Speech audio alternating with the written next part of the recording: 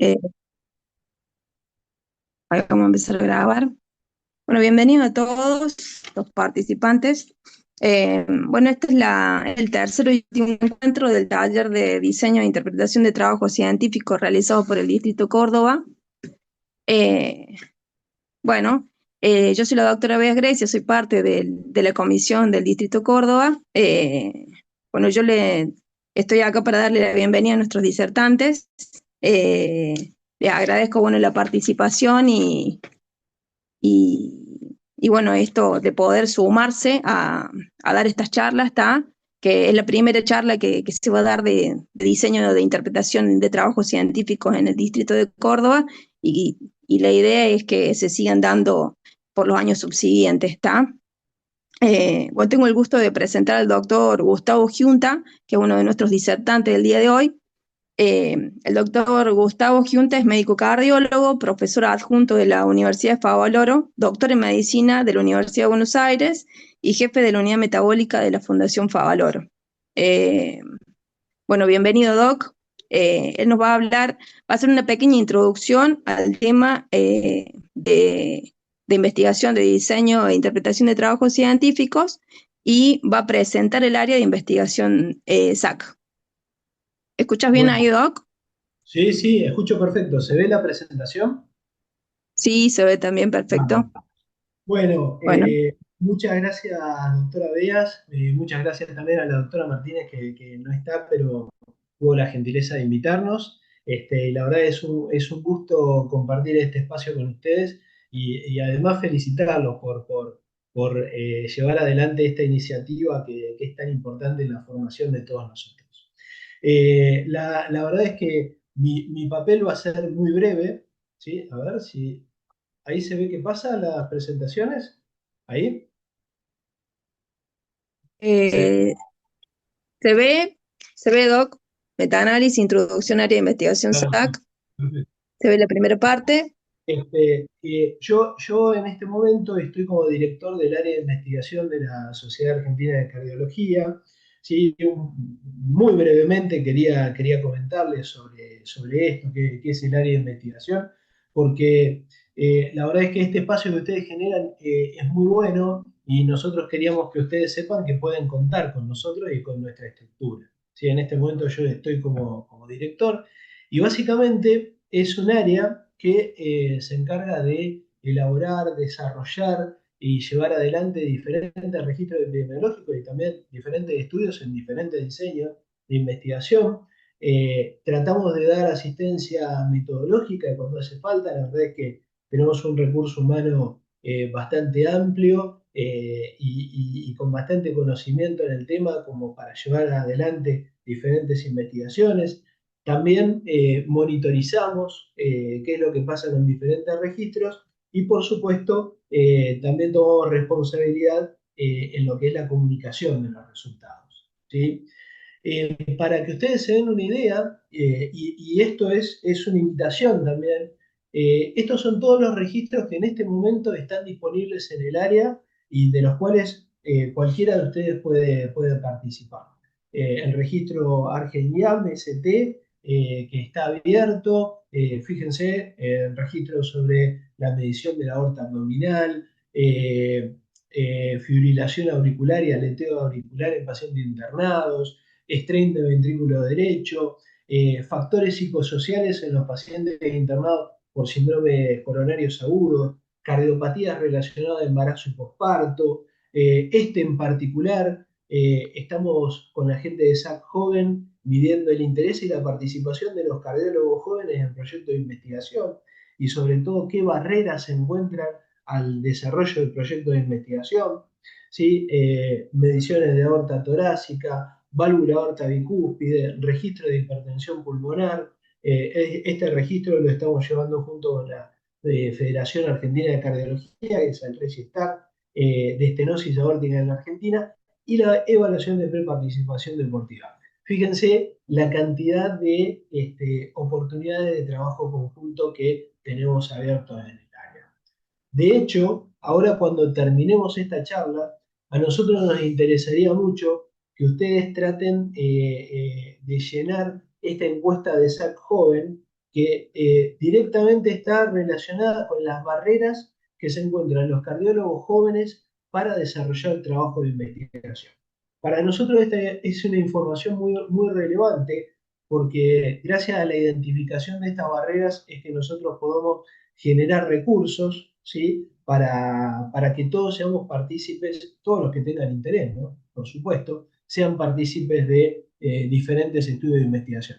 Así que si después de Grecia se puede, al final y mientras tenemos las preguntas que van a surgir por la charla del doctor Lobo, podemos dejar esto como fondo de pantalla y va a ser muy útil si alguno de los participantes del curso lo pueden llenar. Y bueno, vamos al objetivo de la clase, ¿sí?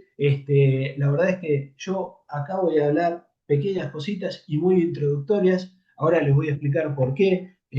Martín, cuando la doctora Martínez a mí me pidió que alguien hable de metaanálisis, enseguida se me vino a la cabeza el nombre de Martín, porque yo creo que acá en Argentina debe ser de los poquitos que en el área de cardiología tiene bastantes publicaciones sobre el tema y tiene bastante experiencia sobre el tema. Ya lo van a escuchar y se van a dar cuenta de esto. Pero bueno, los objetivos de esta clase van a ser que comprendamos qué es un metaanálisis y cuándo se utiliza.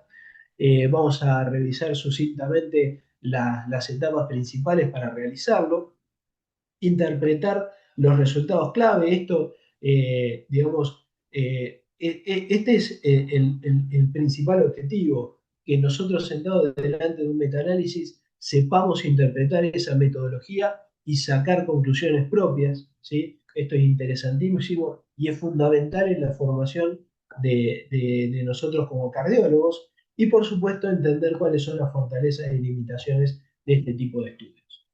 Básicamente, un metaanálisis es un tipo de estudio que va a aplicar técnicas estadísticas muy específicas. Cuando ustedes vean la metodología que describe un metaanálisis, no tiene nada que ver con un ensayo clínico aleatorizado, ¿sí? O con estudios epidemiológicos como los registros que les mostraba antes, y que básicamente lo que va a hacer es combinar resultados de varios estudios independientes, ¿sí? Y de esa forma poder tener buena potencia estadística y precisión de un determinado efecto en determinadas poblaciones. ¿Cuándo lo vamos a usar? Bueno, vamos a verlo después, pero va a ser muy útil, ¿sí? Cuando tengamos resultados contradictorios entre estudios, ¿sí? Cuando queramos evaluar el impacto de una determinada intervención en tamaños muestrales pequeños, ¿sí? Por ejemplo, subpoblaciones, ejemplo, los diabéticos o la gente joven o la gente muy mayor, entre los que usan estatinas, ¿sí? También nos va a servir cuando haya una masa de publicaciones muy importantes para hacer una síntesis cuantitativa de todas esas publicaciones. Ejemplo, los edulcorantes, ¿sí? El uso de diferentes edulcorantes es casi inabarcable, ¿sí? Uno pasa a leer directamente metaanálisis y la verdad es que la robustez de los metaanálisis es muy respetada, y tanto es esto que los metaanálisis son considerados uno de los niveles de evidencia más grandes, más importantes cuando generamos las guías, ¿sí? Cuando tenemos evidencia que surge de metaanálisis, esto es comparable, equiparable con los ensayos clínicos aleatorizados. Entonces, realmente estamos en un tema muy importante. Entender qué es un metaanálisis y saberlo interpretar apropiadamente nos va a ayudar a poder continuar con esto que todos queremos hoy, que la gente se forme, que tenga herramientas propias para entender la literatura que se nos va apareciendo. Bueno, hasta acá esta muy breve introducción, ¿sí? Y ahora lo voy a dejar, a ver cómo hago para dejar de compartir. Stop share, muy bien. Y ahora lo voy a invitar a la clase en sí, que la va a dar el doctor Martín Lobo. Bueno, Martín es una persona que tiene enorme experiencia en publicación de metaanálisis, como les decía antes, él junto con Walter Mason, yo creo que son las dos personas que más han logrado publicar con este tipo de metodología. Bueno, Martín es especialista en lípidos y hace lípidos en Fundación Favaloro. Es ex jefe del Departamento de Enfermedad Cardiovascular del Hospital Militar de Campo de Mayo. Es actualmente director por segunda vez del Consejo de Epidemiología y Prevención Cardiovascular, y es ex director del Consejo de Trombosis y Aterosclerosis. Así que, bueno, Martín, te dejo este tema que la verdad que poquitas personas lo pueden manejar como eso. Gracias, Gus, por la presentación. Buenas noches a todos. Gracias a la SAC Córdoba también por sumarme a esto. Esto no va a ser una charla magistral, va a ser más algo coloquial para que nos saquemos un poquito las dudas sobre algunos puntos determinados en cuanto a la interpretación de metaanálisis. Me parece que no se está viendo mi presentación, ¿puede ser? No, Doc, todavía no. ¿Querés volverla a compartir, por favor? Sí, es que ya lo hice mientras hablaba Gustavo y no me lo está tomando. Bueno, en el mientras A sale, ver, para chicos, ver, a ver ahí. como a los participantes, como les dijo el doctor Gustavo Giunta, traten de poner sus preguntas o en el chat o al finalizar. Le vamos a dar permiso para que abran sus micrófonos para poder hacer las consultas que quieran hacer. ¿Estamos? ¿Pudiste, Doc, o no? Ahí está. Ahí, ahora sí ¿Funcionando? sale. Ahí Sí, vamos. sí. Ahí estamos, Había un Martín. botoncito que decía reanudar. Ah, excelente. A ver, Bueno, y te escuchamos ahora, Doc. ahí estamos. Bueno,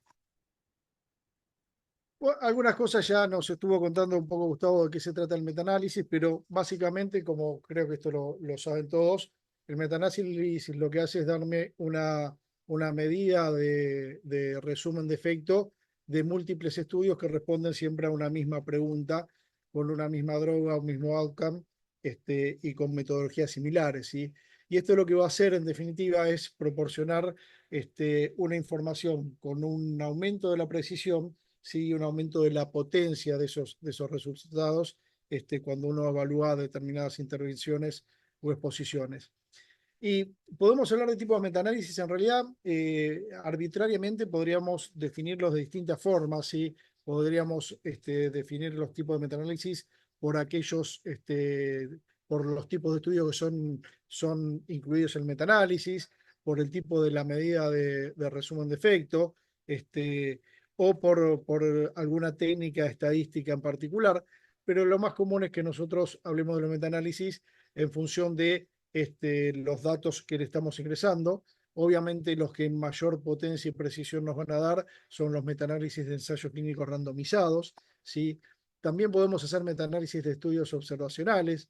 Claramente todos conocemos las limitaciones de un estudio observacional y esas limitaciones se van a terminar trasladando a un metaanálisis. Después tenemos los metaanálisis de estudios de datos individuales.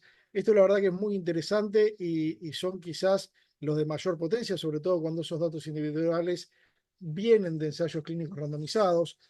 Para darles un ejemplo, por ahí ustedes son muy jóvenes, ya me lo hizo notar Gustavo, pero no sé si se acordarán en el 2009, el ATT Trials, que fue un metaanálisis muy importante de aspirina, y fue el metaanálisis que hizo que los más viejos, que indicábamos mucho aspirina en prevención primaria, sobre todo cuando el paciente tenía algún factor de riesgo, era hombre y tenía más de 45 años, etcétera, a todos los teníamos con aspirina.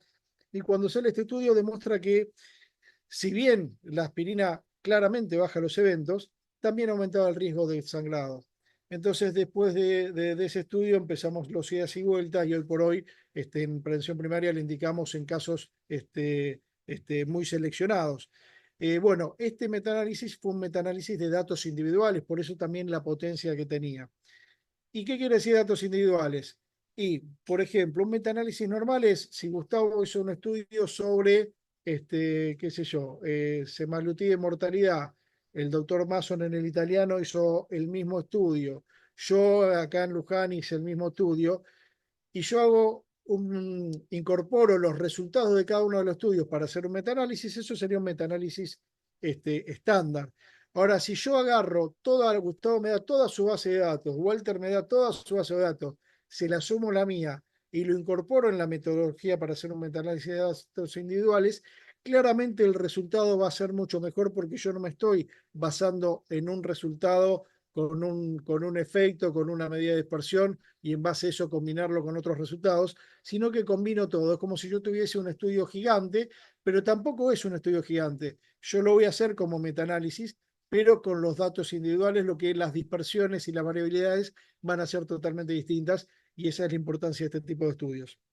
Obviamente, para hacerlo yo tendría que hacer la metodología o metaanálisis estándar y encontrar que todos esos análisis yo pueda obtener hasta a través de los autores las bases de datos para que participemos todos y nos pongamos de acuerdo y hagamos el metaanálisis de datos individuales.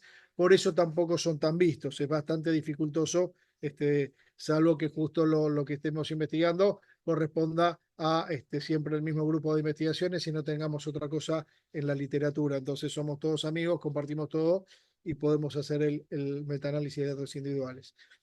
Y por último, otro muy interesante es el metaanálisis en red. Ya hace varios años que está teniendo mucho lugar en la medicina.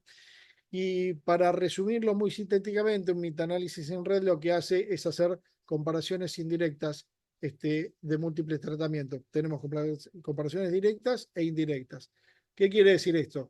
Si yo tengo mucha literatura que me está informando sobre el efecto de la droga A sobre placebo en cuestiones de un evento X, y tengo mucha literatura que me informa de la droga B sobre placebo en cuestiones del mismo efecto, pero no tengo nada que me haga una comparación de las drogas A sobre B, yo con estos metaanálisis puedo inferir qué efecto tendría A sobre B sobre el evento X, ¿sí?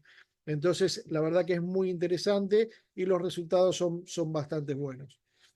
Ahora bien, cuando hablamos de lo que es la medida del efecto resumen, creo que acá obviamente tenemos muchísimas medidas, se puede prácticamente metaanalizar cualquier cosa, pero las medidas de resúmenes más frecuentes son el odds ratio, el riesgo relativo, el hazard ratio.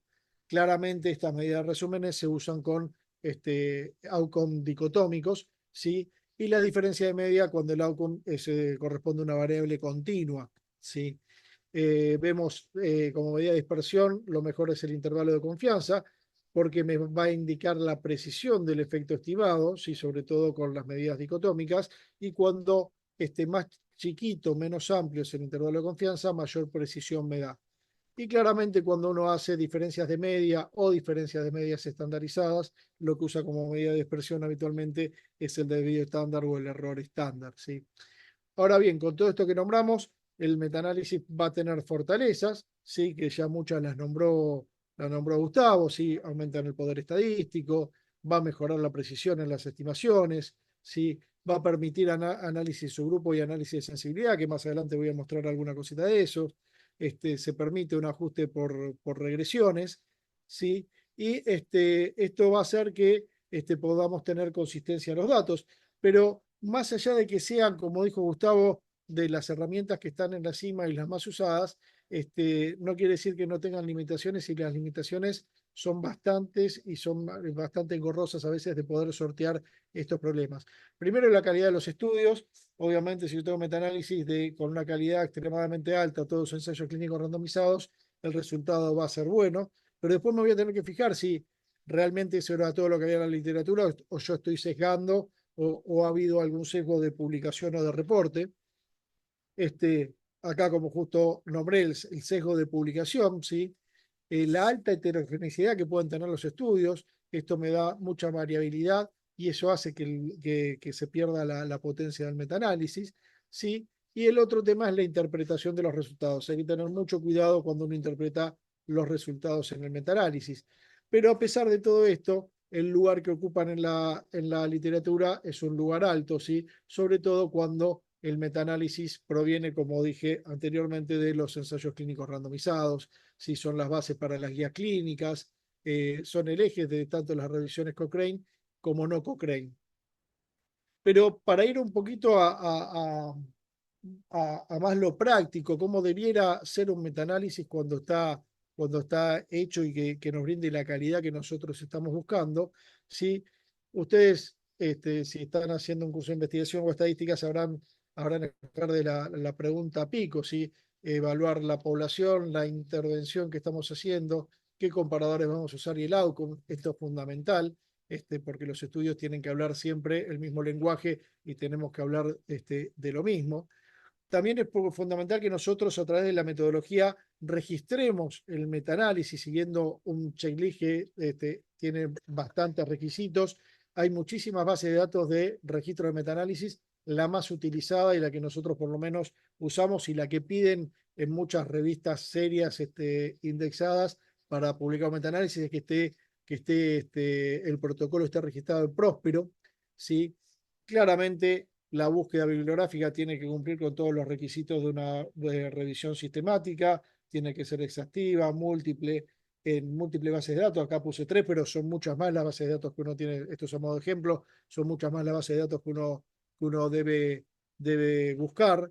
Se tiene que evaluar la calidad y el riesgo de sesgos, y esto se hace con herramientas validadas. Cochrane propone, hay un manual Cochrane para el uso de metaanálisis donde propone muchas herramientas que las vamos a ver en un cachito más. Obviamente tiene que tener una síntesis de resumen cuali o cuantitativo dependiendo del outcome que nosotros estemos evaluando. Un punto fundamental en los sesgos es el sesgo de publicación. Y como todo informe, hay guías para reportes de informe, y la que se usa para metaanálisis o debiera usarse son las guías Prisma y están redactadas según esto. Pero yendo un poquito más a lo que es la práctica, cuando uno va a leer un metaanálisis, una de las primeras figuras que se puede encontrar es la que viene ahora en la pantalla. Esto es un flowchart, ¿sí? ¿Qué significa esto? Esto va marcando la secuencia de cómo los investigadores, que habitualmente son 3 o más de 3, que se encargan de hacer las búsquedas en forma independiente, y deben coincidir. Cuando no se coincide hay desempate con un tercero, cuarto, quinto. Y dependiendo de la búsqueda sistemática que se va haciendo, nos debiera dar, por lo menos en la etapa de identificación, siempre lo mismo, ¿sí? Salvo que uno haga una búsqueda, una revisión sistemática hoy y el otro la haga dentro de 6 meses, donde puede haber algún artículo que aparece. Pero si no, la idea es que cuando uno hace la revisión sistemática se tiene en cuenta un montón de procesos, incluso se describen qué palabras, qué términos se usan, en qué base de datos, como para que alguien pueda reproducir esa búsqueda.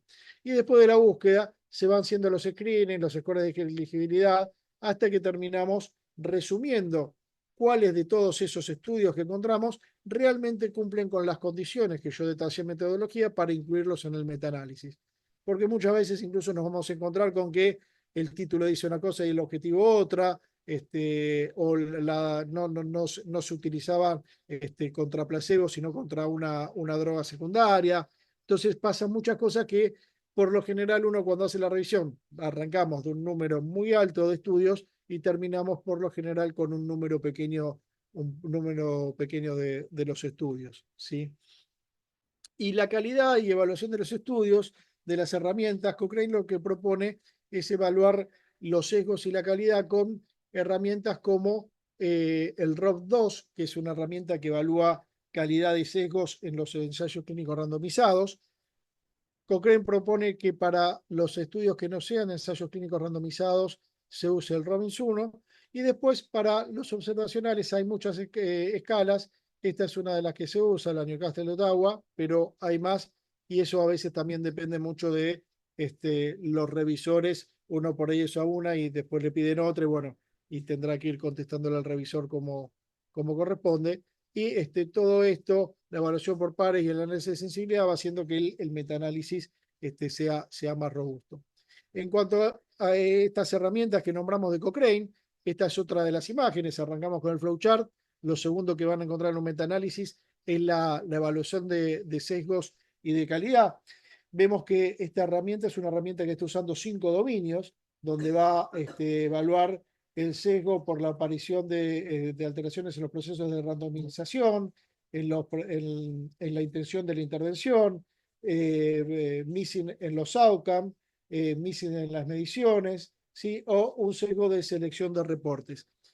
Estos 5 dominios, y esto lo que están viendo en pantalla, es el gráfico que se genera cuando uno utiliza la herramienta ROV2. Por eso, este es un metaanálisis que hicimos por los estudios que estoy viendo, es un metaanálisis de análogo de GLP-1.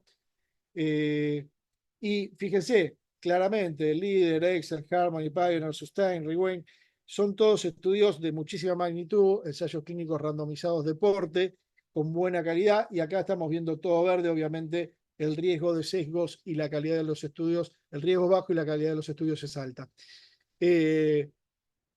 Pero acá también podríamos observar otra que es parecida, sí, es parecida porque es una de las herramientas Cochrane.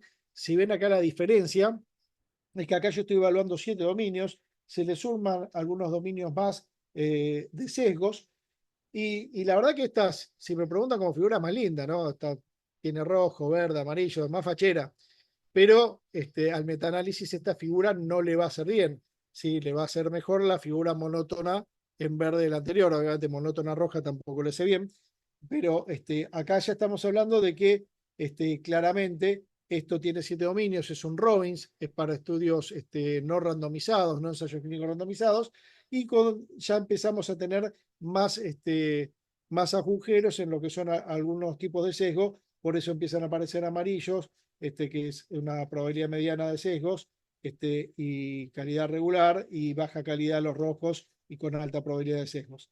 Entonces, esas son las dos herramientas que propone Cochrane, pero quizás una de las más importantes, más allá de la calidad que nosotros evaluamos, es la aparición de los sesgos de publicación. Ustedes saben que el sesgo de publicación existe y en general se suelen publicar más los trabajos o los ensayos que dan positivos y no tanto los negativos. Y esto nosotros en el metaanálisis lo podemos detectar a través de un gráfico que se llama funnel plot o gráfico de embudo, ¿sí? Y los tests que me van a evaluar la simetría de este gráfico, que son el test de Eiger, que es el más usado, que es un test, básicamente es una regresión lineal, el test de Bayes, que es otro menos usado porque es menos potente que el de Eiger, ¿sí? Y de última, uno puede mitigar cuando tenemos mucha probabilidad de sesgo, buscando literatura gris, contactar autores para que nos den datos de cosas quizás no publicadas, no tener limitaciones con el idioma de las búsquedas. Las fechas en las búsquedas, lo ideal es no buscar rangos por fechas, salvo que esté estrictamente justificado que uno tiene que usar este tipo de rangos, ¿sí? Y todo esto se traduce, como hablábamos recién, en lo que es el funnel plot. El funnel plot es este gráfico de embudo donde uno lo que está buscando es que a través de a ambos lados de la línea media estén balanceada la dispersión de los estudios. Si están dentro del triángulo blanco, mucho mejor, sí, pero la idea es que no haya simetría alrededor de esa línea media. Un dato aparte, este es un metaanálisis también nuestro, y quizás yo podría decir que está mal hacer lo que hicimos nosotros acá. Pero el problema es que muchas veces los revisores lo piden, ¿sí?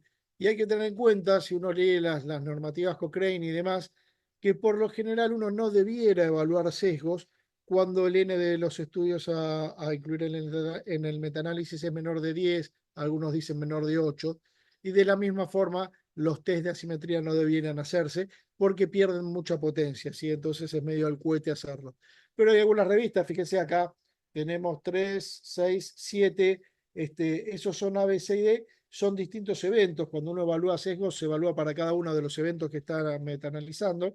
En el gráfico B tenemos 5 estudios, en el otro teníamos 8. La verdad que no era necesario evaluar sesgo, pero acá la revista nos pidió que informáramos o publicáramos el forest plot, y a veces cuando uno se pone a pelear con el editor, por más que fundamente lo que quiera hacer, termina siendo para problemas porque termina yéndose a otra revista, ¿no? Y acá llegamos un poquito a lo que es la BD del metaanálisis, que es el famoso forest plot o gráfico de bosques, que es el que nos va a dar la información realmente que estamos buscando. Acá nosotros vamos a ver la medida de resumen de efecto, los ratios, ríos relativos, hazard ratio o la diferencia de media, dependiendo de cómo hayamos hecho el metaanálisis. Vamos a ver los intervalos de confianza para poder ver la precisión de las medidas. Y vamos a ver algunas variables que me van a marcar heterogeneidad, o sea, variabilidad entre los estudios. Esta variabilidad puede ser clínica, metodológica, estadística.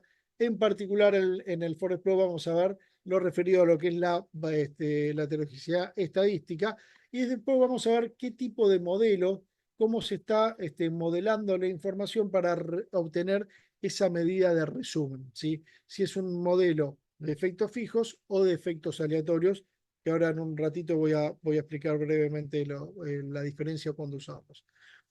Esto que vemos en pantalla es un forest plot. Este también es un análisis, un metaanálisis nuestro de semaglutide y nuevos casos de aparición de pancreatitis. Es un forest plot que quizás no es el más común que pueden haber visto. Es un forest plot que está hecho por análisis de subgrupos. Fíjense que hay 3 grupos definidos. En el primero, diferentes dosis de semaglutida oral. En el del medio, semaglutida subcutánea 0,5 y 1 miligramo.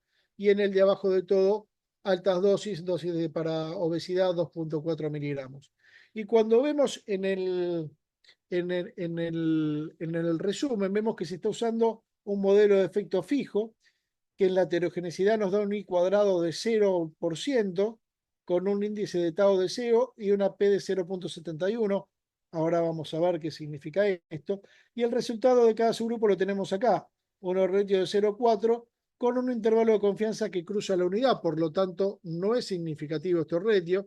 Lo mismo pasa en el grupo del medio y lo mismo pasa en el grupo del final. Y esto que vemos acá abajo de todo es el resumen del todo el metaanálisis global, sin hacer ningún análisis subgrupo. O sea, todo esto junto metaanalizado con un modelo de efecto fijo me va a dar un I cuadrado de 0 y me va a dar un 0,7 de ratio con un intervalo de confianza que nuevamente toca la unidad, no es significativa. Que gráficamente también pueden ver que el intervalo de confianza está pegando en la línea del 1, o sea, no hace falta tener el número, con el gráfico yo lo puedo evaluar, ¿sí? Acá tenemos el resumen, ven que toca el 1, toca el 1, toca el 1, ya sabemos que ese rombito que me marca el resultado total metaanálisis no me está dando un resultado significativo, ¿sí? Incluso si uno quiere especular más con qué está pasando, ni siquiera me está dando un resultado que diga que podría haber más pancreatitis con la semaglutida. Me está diciendo que hay un efecto beneficioso disminuyendo un 30% la pancreatitis, 0,7 de ratio, que claramente no es significativo, así que no le vamos a dar importancia. Bien, acá tenemos otro forest plot. Este es un trabajo, un metaanálisis que hicimos de colchicina y muerte cardiovascular. ¿Sí? Este se los estoy mostrando porque acá le pusimos los 2 efectos, pusimos un efecto de fijo y otro aleatorio. ¿Sí? Y fíjense que ninguno de los dos toca, perdón, que los dos tocan la unidad, por lo tanto, este radio nuevamente es un radio que no es significativo, o sea, la colchicina en este metaanálisis no disminuiría la muerte cardiovascular. Pero acá fíjense este dato, que ahora más adelante lo vamos a analizar un poquito mejor, tiene un I cuadrado de 58%, ¿sí? El I cuadrado básicamente lo que me va a estar marcando es qué porcentaje de mi resultado puede estar explicado por el azar. Sí, en este caso sería que el 58% de este resultado está explicado por el azar, ¿sí? Lo cual eso no terminaría siendo bueno. Acá con una P significativa, y ahora nos vamos a referir un poquitito más adelante de esto, exactamente creo que ahora, ¿sí? Clínica, la heterogeneidad clínica, diferencias en pacientes, intervención o desenlace, la metodológica, diferencias en diseño, en seguimiento o en análisis, y la estadística que estábamos mostrando recién, básicamente uno la evalúa por el I cuadrado. Acá voy a hacer un paréntesis. Los temas de sesgo de heterogeneidad son extremadamente complejos, ¿sí? Y esta es una visión un poco minimalista, donde estadísticos muy avanzados pueden discernir y decir que esto no es así y que no debiera evaluarse así. Pero en general es lo que se hace. Esta clasificación del I cuadrado es casi parecida a la de Cochrane. Cochrane ya habla de moderado por arriba del 40%, ¿sí? Y es importante porque si yo digo que con este I cuadrado tengo mucha heterogeneidad, ya el resultado de mi metaanálisis no va a ser tan robusto y voy a tener que usar alguna metodología especial para intentar mejorarlo. Y después tenemos el estadístico Q de Cochrane, que es el que se ha hablado del índice de Tau hoy en el metaanálisis, que el punto de corte es de 0.1. Recordemos que para los test de normalidad, o por ejemplo en este caso, test de heterogeneidad y demás, cuando uno quiere evaluar determinada característica, uno se pone más estricto con la probabilidad que evalúa y no usa el clásico menos de 0.05, sino que se va a menos de 0.1, y esto quiere decir que nos estamos poniendo más exigentes. Eso por un lado, y por el otro lado, recuerda que siempre cuando estamos buscando cosas de este tipo, normalidad, heterogeneidad, la hipótesis nula va a ser que la variable es normal o que esta población es homogénea. Por lo tanto, ¿yo qué estoy buscando? Que la P sea muy alta, porque yo no quiero rechazar la hipótesis nula. Si la P es baja, y baja no es menos de 0.5, en este caso es menos de 0.1, me va a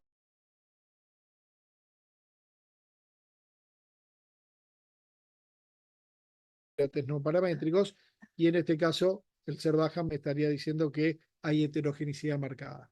Entonces, si volvemos a la imagen anterior, este I cuadrado de 48, una P de 0.09, claramente hay heterogeneidad. ¿Y por qué los dos modelos acá? Esto es para mostrarle un poquitito. El modelo de efecto fijo asume que yo no tengo variabilidad de la población, ¿sí? Y el modelo de efecto aleatorio asume que mi población es distinta, que yo tengo alta variabilidad. Por lo tanto, técnicamente, si yo digo que tengo un I cuadrado alto, más del 40%, con una población que parece heterogénea y encima tengo algún otro tipo de heterogeneidad, lo que yo debiera usar para intentar ajustar lo máximo posible que puedo mis datos sería el modelo de efecto aleatorio. Y si no, si es menos del 40%, yo ya podría utilizar el modelo de efectos fijos. Fíjense que acá los efectos, más allá de que ninguno de los dos es significativo, hay una tendencia con el efecto fijo, pero en este modelo en este metaanálisis nunca me fijaría en el efecto fijo, y en el efecto aleatorio ya la falta de significación es mucho más grande, y esto es importante, ¿sí? Supongamos, yo justo no me di cuenta de mostrarle una imagen, pero créanme, si yo este metaanálisis le mostrase un forest plot con un I cuadrado de 0, ¿sí? Y con una P muy alta, el modelo de efecto fijo y el modelo de efecto aleatorio les daría exactamente lo mismo, ¿sí? O sea, son disímiles generalmente cuando la población es heterogénea, por lo que les comenté que evalúa cada uno de los efectos, ¿sí? Ahora bien, siguiendo. ¿Cómo puedo saber que mi metaanálisis es robusto? Hay muchas formas. Uno de los análisis que más se usan y nosotros más usamos es el análisis de sensibilidad. El análisis de sensibilidad se puede hacer con muchas técnicas. La que nosotros usamos es la de dejar un estudio afuera. ¿Qué quiere decir eso? A la izquierda les puse el metaanálisis de su grupo que vimos hoy con el resultado global de 0,7, y acá estamos. Y a la derecha, este resultado global es el análisis de sensibilidad de este metaanálisis. Si nosotros vamos al primer renglón, ven que dicen Pioneer 1. ¿Qué quiere decir eso? Que lo que me está mostrando acá, este resultado, si 0,74 con ese intervalo de confianza, es el resultado de metaanalizar todos los estudios menos el Pioneer 1. Acá en el renglón 2 me muestra esto, que es el resultado de metaanalizar todos los estudios menos el Pioneer 4. De todos los estudios menos el 5, todos los estudios menos el 6. Y lo importante de esto es fijarnos que la dirección del efecto sea igual, la magnitud sea igual y la significancia sea igual. Y fíjense que ya visualmente yo veo todos los resultados así y los veo todos muy parejitos. O sea, claramente no varía prácticamente nada cuando voy sacando los estudios. Y a la derecha, cuando veo los resultados, me doy cuenta que esto es así. y esto lo que está marcando es que este metaanálisis es robusto, ¿sí? Y acá para mostrarles, este es un análisis de Mace y ácido bempedoico. Acá nuevamente tenemos un I cuadrado de 0 con una P alta, ¿sí? No estoy pudiendo demostrar heterogeneidad, por lo menos heterogeneidad estadística. Entonces uso un modelo de efectos fijos y acá tengo que tengo un 34% de reducción significativa del MACE con el uso de ácido bempedoico en las poblaciones del Clear Harmony, Serenity, Wisdom, Tranquility, etc. ¿Sí? Y por último, para ir finalizando esto, para que vean que se puedan hacer muchas cosas, esto es una técnica ya más rara y esto depende de los datos que uno va teniendo. Ahí dice el logaritmo de hazard ratio, error estándar, el logaritmo del error estándar del hazard ratio, y evaluamos mortalidad arriba y Mace abajo, y acá nuevamente un I cuadrado de 0, usamos un efecto fijo, un I cuadrado de 27, ¿sí? Pero no me marca gran heterogeneidad y es menos de 40, volvemos a usar un modelo de efecto fijo. Pero no se confundan con los logaritmos, porque esto es algo especial. Yo les decía que se podía metaanalizar prácticamente todo.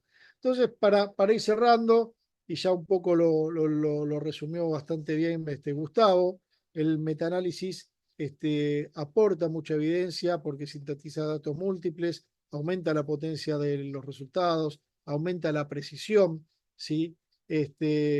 Claramente yo hoy hablaba de que tiene que estar hecho en base a una revisión sistemática, si no cualquier tipo de revisión, la revisión tiene que ser sistemática y tiene que estar bien hecha, ¿sí? Es una herramienta muy poderosa, pero depende mucho cómo se la interprete y hay que tener en cuenta algunos parámetros porque a veces las conclusiones a lo que llegan los autores o lo que ponen en el texto no es lo que se está viendo en los gráficos, por eso es importante ver el gráfico y no solo leer el texto, ¿sí? Así que resumiendo, cuando uno va a interpretar un metaanálisis, fijémonos en qué tamaño, en el tamaño de la medida de resumen del efecto, si esa medida es clínicamente relevante, si hay una significancia estadística, si el hallazgo es robusto, si tiene hecho análisis de su grupo, si tiene hecho análisis de sensibilidad y si todos estos son congruentes. Evaluar la heterogeneidad, si es alta, si se puede explicar de alguna manera o no, si la calidad de los estudios es buena o hay posibilidad de sesgos. Y por último, tener en cuenta la aplicabilidad, ver si esos resultados realmente se pueden aplicar a mi población o no se pueden aplicar a la población.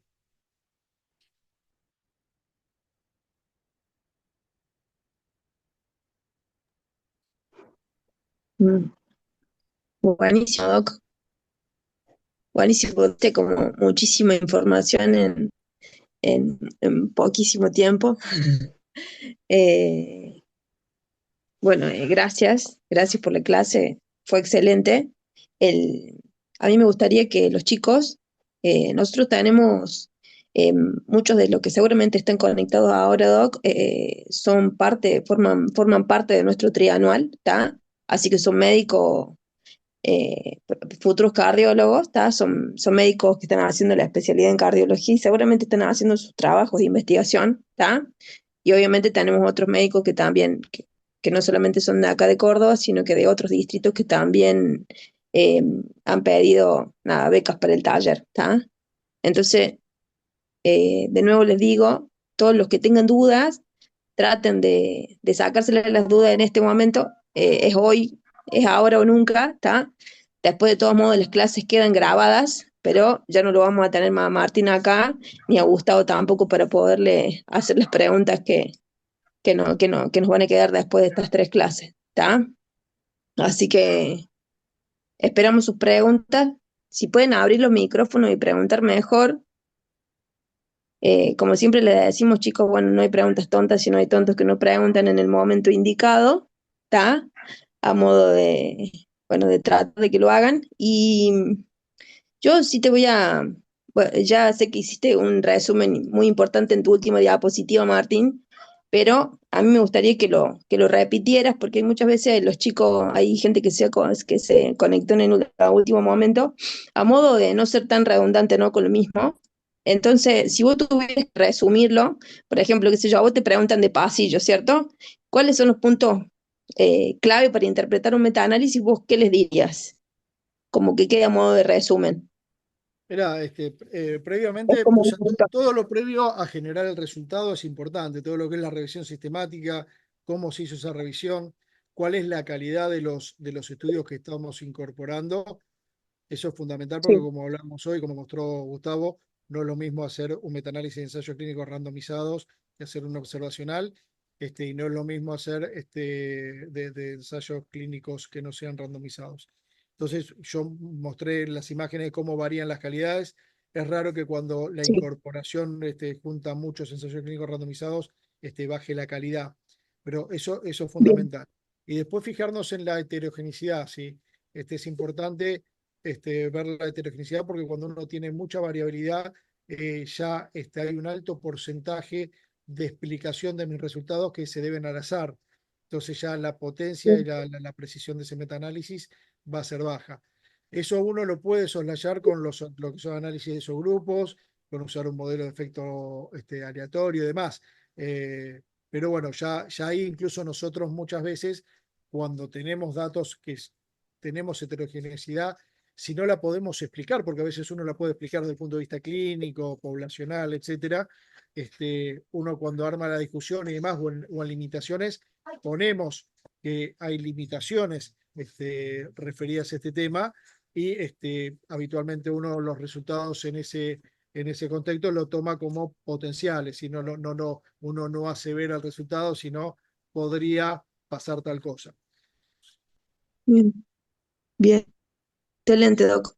Yo te pregunto porque, viste, bueno, nosotros, bueno, yo particularmente, bueno, formamos todos parte, los que estamos en el distrito de las diferentes residencias de cardiología que están en Córdoba, en la provincia, y siempre hacemos esto de viste, tratamos de hacer bibliográficos, bueno, dentro de las presentaciones científicas repasamos, reevaluamos metaanálisis, y estos puntos que vos estás dando son los claves, ¿cierto?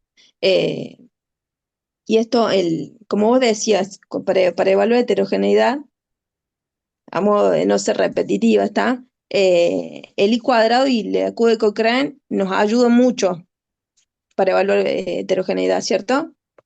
Sí, para ir Nosotros, para ir digamos, a lo fácil, sí, porque ya si nos ponemos a hablar, podríamos hablar toda una semana de heterogeneidad, sí, porque desde el punto de vista estadístico es muy complejo. Sí, ese es el sí, punto de vista práctico y vas a escuchar hablar gente, por ejemplo, si vos lo escuchás a Carlitos Tajer, te va a decir que si vos tenés un metaanálisis con un I cuadrado de alto, no lo tendrías que hacer. ¿Sí? bien, Yo la verdad que disiento un poco en eso porque ahí estamos incurriendo también en el sesgo de publicación, entonces no lo hago porque está muy heterogéneo, o sea, yo tengo que adecuar mis datos, hacer técnicas para intentar mejorar eso y de última después analizar una discusión del porqué de esos datos, del porqué de esa heterogeneidad, sí, pero no bien, descartarlo totalmente. Pero tener en cuenta cuando uno tiene análisis eso, primero que el efecto que se esté utilizando sea el random y no el efecto fijo.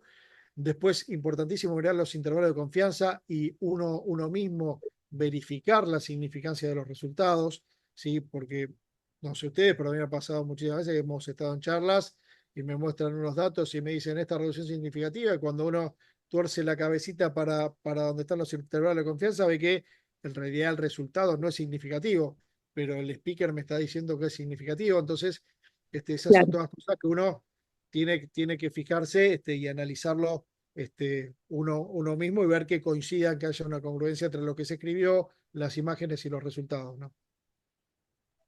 Sí, tal cual. En esto del mundo de que por ahí las farmacéuticas nos persiguen y nos obligan a por ahí a estar en charlas y a permanecer y formar parte de esto de, de, de toda esta política de medicamentos que uno tiene que permanentemente prescribir y prescribir y por ahí no sabemos de dónde salieron estas nuevas drogas que salen ahora, ¿cierto? Eh, bueno, ¿qué otra cosa te iba a Después, decir? otro comentario, cosa que yo, para no ser la larga, Sí, por aparte se suponía que eran conceptos básicos de metaanálisis básicos. Hay muchas cosas que se pueden hacer, como puse ahí, se puede hacer regresión. En el caso de cuando vos haces un estudio normal, podés hacer una regresión lineal, una regresión logística, podés hacer una regresión lineal múltiple, una regresión logística múltiple. En el metaanálisis vos podés hacer una metaregresión o podés hacer una metaregresión múltiple también. Sí, eso a veces ayuda a ajustar los datos, ayuda a mejorar la heterogeneidad y también a veces te da datos importantes referidos al resumen, ¿no? Dependiendo de la variable que vos estés, si obviamente si es significativa la asociación y vos la pones en el modelo de regresión y a veces se obtienen cosas lindas, y hay muchos metaanálisis que usan la metaregresión. Bien, bien, excelente. Martín, yo, Sí, perdón, sabés que me tuve que salir un ratito y por ahí vos dijiste esto, pero bueno, me gustaría reforzarlo y discutirlo. Yo creo que un ensayo clínico aleatorizado puede ayudarnos a entender o puede ayudarnos a replantear un marco teórico o a entender qué es lo que pasa con una determinada intervención y que forma conocimiento, genera conocimiento y que de hecho forma criterio. Ahora, el resultado del metaanálisis me parece que requiere una interpretación clínica más profunda, porque hay toda una faceta técnica muy sólida, ¿sí? de los metaanálisis, pero además requieren una interpretación clínica importante, ¿sí? Y sobre todo con temas como el análisis de su grupo, entiendo que lo debes haber charlado, cosas que hemos visto como por ejemplo que los fibratos aumentaban el riesgo cardiovascular en las mujeres o que beneficiaban a ciertos subgrupos o en aquellos casos en los cuales realmente el metaanálisis está hecho porque hay resultados controversiales, ¿no? Colchicina, ¿sí? Omega 3, ¿sí? Son lindos ejemplos para analizar, donde, bueno, un montón de las cosas de las que hablaste, un par de esas me perdí, pero seguro que tienen un montón de influencia. Bueno, nada, No, quería. no, totalmente, incluso lo que dijiste, la precisión clínica y la aplicabilidad también, si los datos son extrapolables a mi población o no. Que a veces uno eso no lo ve y que termina pasando lo que pasa con los ensayos clínicos randomizados. ¿Cuántos de los pacientes de los ensayos clínicos randomizados son pacientes de tu consultorio fuera de un protocolo, ¿no? Claramente, y muchas veces los criterios de inclusión lo cumplen pocos pacientes. Entonces, ver también la aplicabilidad que tiene para cada sector el metaanálisis. Por ahí hay un metaanálisis que a vos te sirve un montón y a otra persona, por la realidad de ellos, no es aplicable. bien, Excelente. excelente. Bien. Si ustedes me permiten, le vamos a dar unos minutitos a los chicos, a ver si alguno quiere hacer alguna pregunta, que abra su micrófono y que pregunte. Este es el momento, como les dije hace un rato, que lo tienen a Gustavo y a Martín acá presentes y con muchas ganas de responderle todas sus preguntas, como a mí, que ya pregunté sobre lo mismo, pero bueno, valga la redundancia de la pregunta igual. Que es un tema intimidante. Totalmente intimidante, sí, Es, Gustavo. Ujú. es una estrategia de análisis estadístico totalmente distinta. Martín, bueno, lo tiene clarísimo porque lo ha hecho, pero a los que no lo hemos hecho nunca y que estamos más acostumbrados a leerlo que a hacerlo, la verdad es que es una cosa distinta, ¿no? Bien. Y da igual. Y otro Yo tema, tengo, como yo le decía, se podía metaanalizar de todo, o sea, yo mostré lo más frecuente, ¿no? Pero se pueden metaanalizar curvas de sobrevida, test de pruebas diagnósticas, NNT, o sea, un montón de cosas. bien. Esto, una pregunta más, Martín. Esto que dijiste de Próspero, ahí es como una base de datos de metaanálisis, para que me quede claro. es una base de datos donde se registran los metaanálisis. ¿Sí? Bien, Vos tenés que lo que se registrar están el haciendo. protocolo. Bien, Todo el protocolo se hace, como se hace el protocolo de cualquier estudio, con todos los datos. Después tenés todo un bien, checklist para hacer y vas subiendo todos los pasos, bastante bien. tedioso. Y una vez que lo registras, te dan un numerito y después, seguramente, ya casi cuando esté publicado o después que esté publicado, te llegan que te autorizaron el metaanálisis. Ah, Pero excelente. muchas veces los revisores te piden, aunque sea el número de registro en Próspero. Bien, excelente. Listo, y también habías nombrado esto de las normas Prisma que también te ayudan como para hacerlo el Claro, metaanálisis. Prisma es todo un checklist que vos tenés que ir haciendo y cumpliendo todo para generar el reporte de metaanálisis. Tiene que cumplir las guías Prisma, que son casi 17 puntos, creo, si mal no recuerdo, que tenés que ir chequeando. Bien, y la última pregunta que te voy a hacer, Martín. Eh, ¿No cualquiera puede hacer un metaanálisis? ¿O uno? ¿En qué sentido? Técnicamente podría O hacerlo sea, cualquiera. O sea, a ver, claro, es, es técnicamente meter datos, hablando, es uno meter tiene que datos de presentar datos a de modo de un laboratorio. centro, de representante de un centro para poder hacer un metaanálisis o no. O tiene ¿Cómo? que tener, o sea, yo médico, especialista, por ejemplo, quiero estudiar, por ejemplo, un tema X, yo como para que les queden claros a los chicos, ¿no? Hablando de preguntas que seguramente nos hacemos permanentemente en la residencia y que por ahí no todo el mundo nos responde, ¿cierto? Eh, ya sé que no lo va a hacer cualquiera, ¿no? Obviamente el que se dedica a hacer investigación, pero los que se anotan en esto que, por ejemplo, me dijiste en esta base de datos Próspero para hacer y que registran su metaanálisis lo que están haciendo para eh, estos investigadores, ¿son de un centro en especial? No, no, lo ¿Tienen que puedo hacer, estar parados lo por puedo hacer. algún A ver, centro? si vos tenés No. una idea buena, buscar la literatura y no hay un metaanálisis publicado, ¿sí? Lo Bien, primero que tenés que hacer es empezar a hacer la búsqueda y ver si encontrás, ¿sí? Porque bien, después, otra de los tropiezos que vas a tener cuando quieras hacer metaanálisis es encontrar los datos, ¿sí? Porque por ahí tenés bien, publicaciones, pero no tenés todos los datos publicados, no tenés las medidas que necesitas. Vos para hacer un análisis de media, de diferencia media, necesitas la media del desvío estándar. Por ahí no te informan la dispersión, te informan sobre la media o te informan porcentajes. Entonces, después hay un montón de trabas, incluso hay un capítulo que es muy interesante, que es la extracción de datos. Uno a veces llega hasta extraer datos de un gráfico, porque no publicaron otra cosa.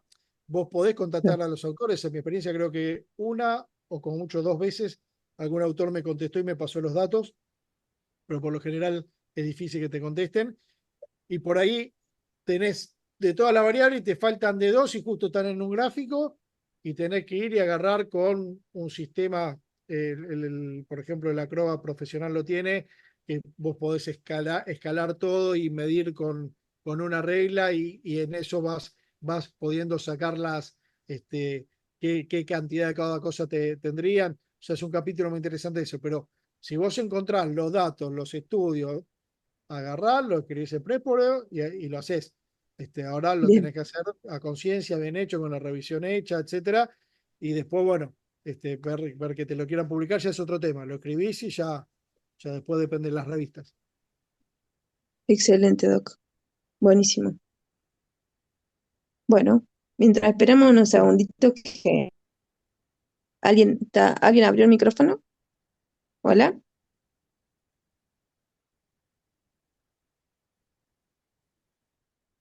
Bueno, ahí en el chat no hay preguntas, pero está el agradecimiento de la doctora Sofía de Ana al doctor a Gustavo, que bueno, le está colaborando ahí en el área a través del área de investigación al Hospital San Roque, Sí, en pobre, el, Sofía todavía no ve nada, pobre. le Eh, causa agradecimiento a Gustavo.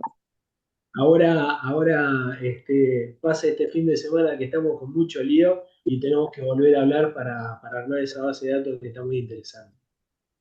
Ah, muy bien, están en eso entonces. Bueno, los chicos son tímidos, después cuando tengan las preguntas ya no va a haber Igual, respuestas, por lo igual menos van a cualquier tener cosa estamos a preguntas. disposición a través de Gustavo. no hay problema, lo que necesitan nos chiflan y les contestaremos en diferido.